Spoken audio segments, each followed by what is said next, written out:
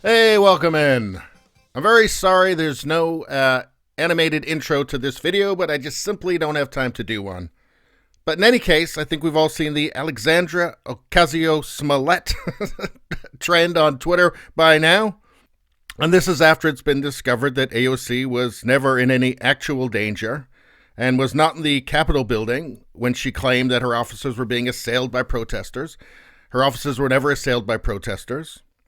And I'm not going to go through all the details of this. I'm not going to walk all the way through it because it's not the most interesting thing. The most interesting thing about this is what it says about our culture and what her reaction and the way that she portrays herself says about our culture and about how the way that she frames herself and defines herself and her own actions, what that says about our culture.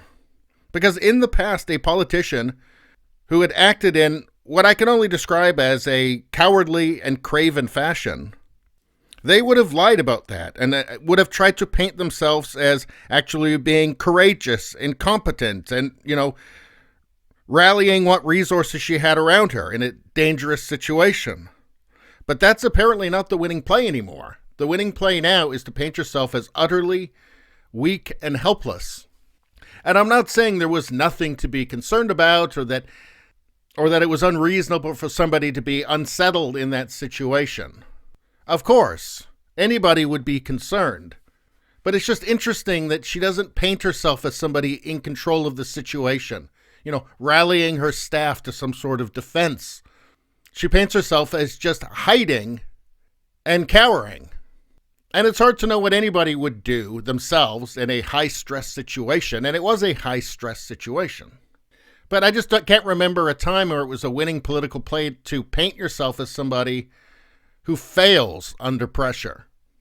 And so just very quickly, what did she say? She said, I did not know if I was going to make it to the end of the day alive. She was never in any danger. Just going to interrupt for 1 second to say, if you like this content, subscribe so you can see more. Thanks a lot. Quote, I can tell you I had a very close encounter where I thought I was going to die. I mean, maybe she did think that. It's just it wasn't the reality. She says, quote, I thought I was going to die.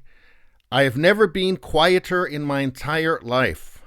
Because that's what a leader does. They go utterly quiet in difficult situations. That's what they do. They go utterly quiet. Quiet as a church mouse.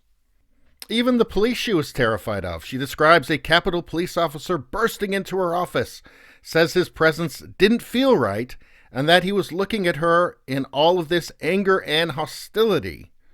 So even the people that were there to protect her, she was a victim of. Even they were oppressing her. Again, she paints herself as just this utter victim. I mean, there's absolutely nothing in what she says that's redeeming from a leadership perspective at all. And I guess that is the winning play now. That is intersectionality. That is the modern left.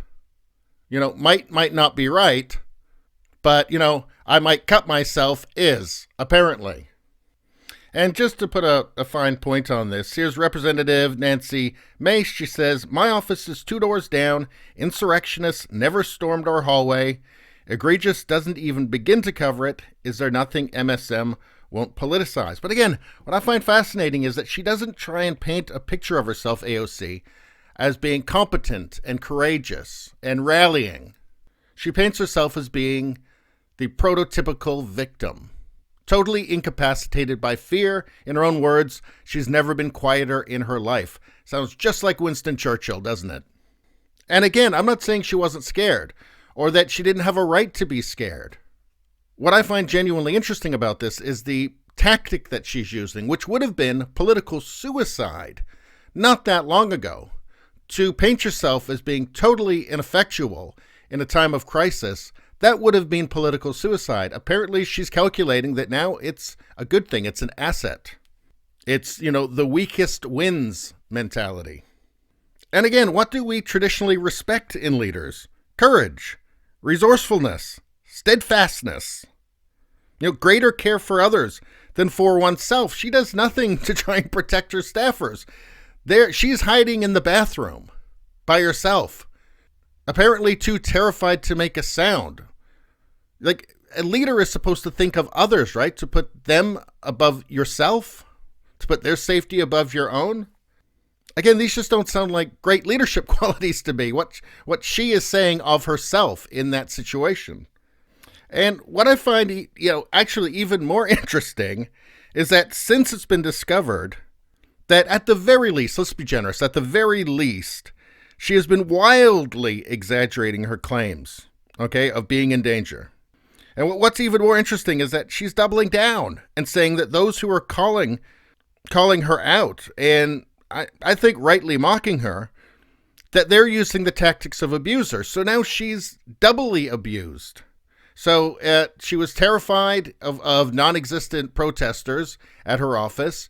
She's terrified of the people that are there to actually protect her.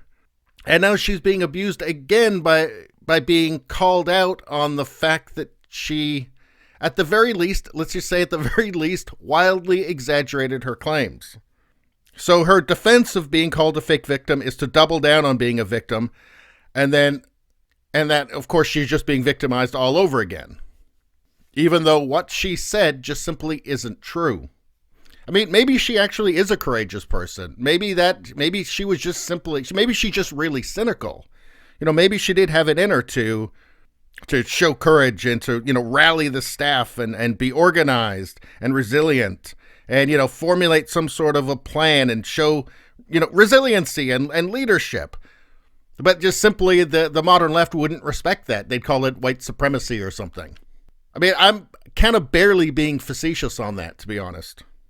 But I think the conclusion we have to come to is that it's just simply more advantageous to her to present herself as an utter victim who needs protection from those who disagree with her. And of course, disagreeing with her is violence. That's doing her harm. And because that's happening, that makes them illegitimate and ultimately illegal, which is what they seem to want to do. They seem to want to make it illegal to disagree with them. Because, of course, we're seeing, since the 6th, all these calls for new domestic terrorism laws and censorship and now this redefinition of conservatism into Trumpism. Essentially, just anybody who disagrees with an AOC is a domestic terrorist that she needs to be protected from. Again, I'm weak, protect me. And this is the mantra of the intersectional left. And increasingly just the left as a whole. So, just to end this off, the fact that she lied doesn't surprise me at all. It just surprises me that I really haven't heard anybody else talk about the fact that her political strategy in this is to paint herself as an utter victim, and how strange this would have been even 10 years ago, when people would have tried, they would have at least lied in the direction of presenting themselves as being competent and courageous and resilient. No longer, I suppose. We're in a new world. We're in a not-so-brave new world, aren't we? Anyway, that's all I got to say about that. Please subscribe, like, and share. That really helps me out. If you just like to listen, there's the podcast, Radio Baloney. It's on pretty much every platform. Thanks a lot. I'll see you next time.